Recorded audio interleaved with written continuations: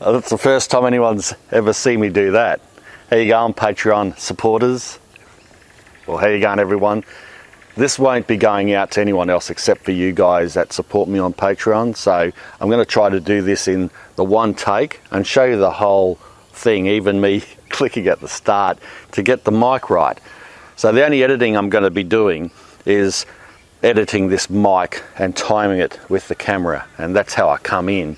I like this mic setup. I've used it for a long time now because it's simple. It goes in my pocket, it sits just out the front, it gives good sound, and there's not a lot of post-editing needed for the sound. And I'm doing this on my phone. It's a Samsung S20 Ultra, so a good phone, and I don't normally do this. I use that phone for a bit of B-roll a lot of the time. I can just pull it out of my pocket, film something, have my main camera, which is a Sony P70 or something. I can't remember the name of it off the top of my head. This is what happens when you do an unedited video. But it's a good $7,000 camera or so, and that's my main filming camera. And then I'll pull the secondary phone or use a GoPro on the side to get B-roll and secondary footage for what I'm doing. But anyway, I just wanted to knock up a quick video to say thank you and just to keep my hand in with you guys. And the reason why I said I was using this phone too was because it's hard to find out where you're going to look. If I look straight at the middle of the camera, well then I'm probably not looking at you, and that becomes not very personable. So I've got to make sure that I'm looking at where I think the camera is, which is a little, there you go. I can point straight at the camera and it's in, there you go, it's in the middle there, but it's actually right to the left. So it looks like, for me, I'm looking past the phone, but for you, I should be looking at the camera. Let's see if this works. In post-editing, I'll find out if it's actually working or not, or whether you're having a really good laugh at my expense. Yeah, so I just wanted to knock up this video because often I feel like I'm overlooking you guys and neglecting you. I get 330 of you now support me on Patreon, which is a lot of people that dedicate their money essentially to watch my back, and I really don't take it for granted. And I sometimes feel like because I don't post a lot to Patreon, it's easier for me to post, quite frankly, to Facebook and to Instagram to do quick posts, and it's not as easy to do it on Patreon. I wish they'd improve their platform. I'd even like it if they had a good live streaming sort of service on Patreon, but you've got to pay for it. It's got to pay extra, and it's clunky, and for someone like me, it's not as easy to go live on. I know some of you have offered, your expertise in those areas as well. Speaking about live, and I do intend to get into the live. In the background, they're birds going off. They're well, I've got some crows, not galahs. Just the name evades me now.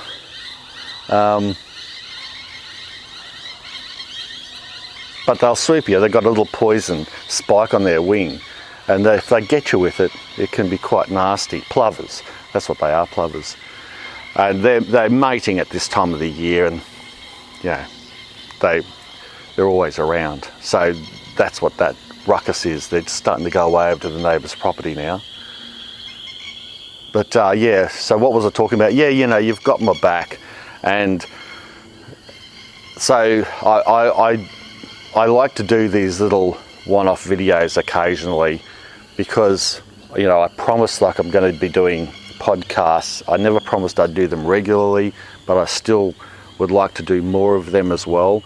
And then I've got all those other excuses, like my website is still being upgraded, but at the moment there's been a delay on that. The delay isn't anyone's fault, it's just that they've been inundated with a lot of people upgrading their websites because they've been given grants, not myself personally, but businesses have been given grants by the government to upgrade their websites, and so I've been getting an influx. And at the same time, these guys that I'm going with, they have had staff become ill, and the COVID period and all that, so they've been thin on the ground. So it's been taking a while to get my website up and running, my new website. So I've been holding off on that too. There's several changes that I'm making at the moment, and I've been doing a lot of work in the yard behind the scenes, because obviously with what I do, create content, I can't create anything if I'm not making stuff in the backyard. So I've got a lot of work to do and to continue doing in the backyard to keep doing sort of projects and work that I can then bring to you and hopefully show, inspire, or do how-tos. And they're the neighbours' dogs going off. The neighbours' dogs, if you're talking from a video point of view, are horrendous. I think they've got about 6, which I'm not sure if that's illegal or not, but they have a lot, and it becomes a real distraction and annoyance, especially if you're trying to film a proper video and you've got to then stop and pause, wait for them to calm down and go in between. Yeah, it's sort of become a bit out of control over this last 12 months. But anyway, enough bitching about the neighbours. They've calmed down now.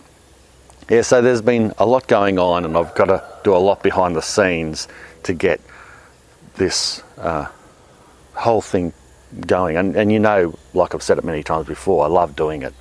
So that's the whole thing, is I'm not whinging, I'm just explaining that I am behind, and I have been for a good 18 months. But I feel like I'm getting places now. I'm getting more help, and some of you have also offered help, and I've still got that in mind when I need to. And I was talking about the live thing, that's right. I do intend next year to bring in a go live, and perhaps use that as a more Q&A type of thing on my main channel, and an extra piece of content. And I think that could be good. But I don't want to sort of go live in the studio. I've thought about that. I even had I've got a big poster made up, and thought about that as a backdrop, and talking about garden stuff and what's in the news, relation to self-sufficiency, even a bit of prepping and that type of thing. But I really do want to do live out, like as say this video's live and here I am talking, but I can see your questions and I can interact and answer questions straight away, but from a gardening point of view. I need to square that away first. I need to find out, first of all, how I can manage that from a behind the scenes point of view. What type of PC I can have out here, which is a tablet, what type of camera set up, because I don't want to do it half-assed, and I want it to be good quality live, not staggered and jagged. And that's one of the main reasons why I haven't gone there yet, is because I don't trust the infrastructure that we've got here, the wireless setup and that, and I don't want it to be I mean, live is good in the sense, a bit like this video, that it's more candid, and that's one of the big appeals of live. You don't know what could happen, and that kind of keeps people interested in watching. But at the same time, no one wants to watch a staggered video that you lose sound or you lose quality and you can't hear what someone's saying and all that. So I need to make sure that's squared away, and I hope to work hard on that, and then introduce it all afresh next year in the new year, and we'll see how that turns out. Yeah, apart from that, everything's good. Today I was visited by a dietary group of people that they're Australian. I can't remember the name, but the Australian Dietary Association or something like that.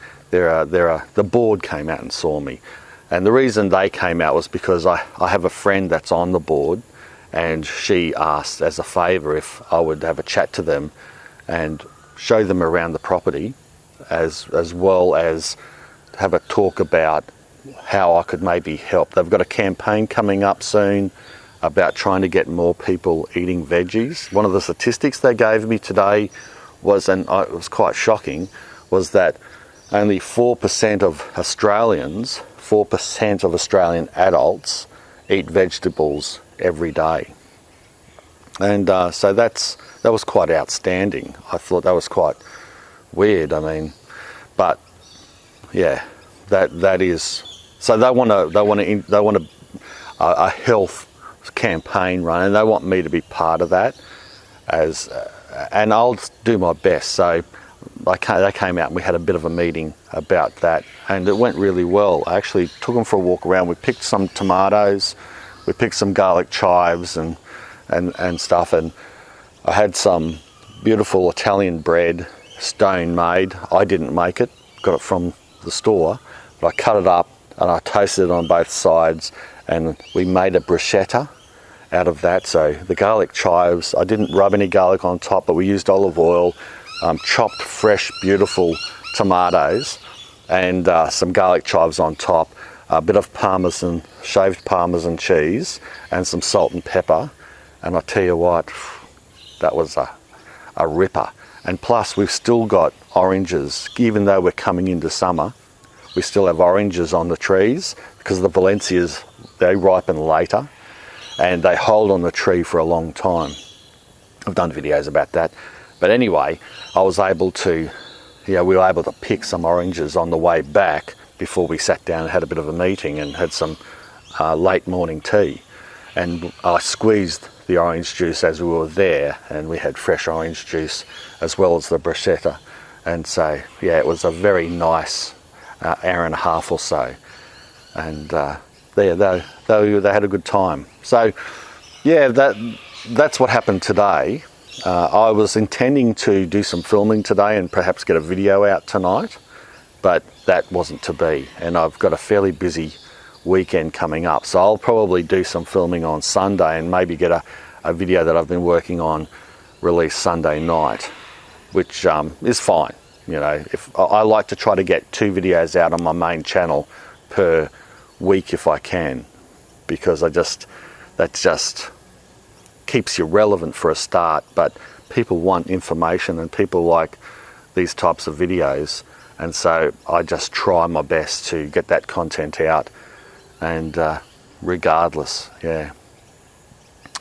Anyway, I'm rambling now. What else did I want to say? The last thing I wanted to talk about was the world, the COVID thing. I do find it concerning. I don't display this on my main videos as much.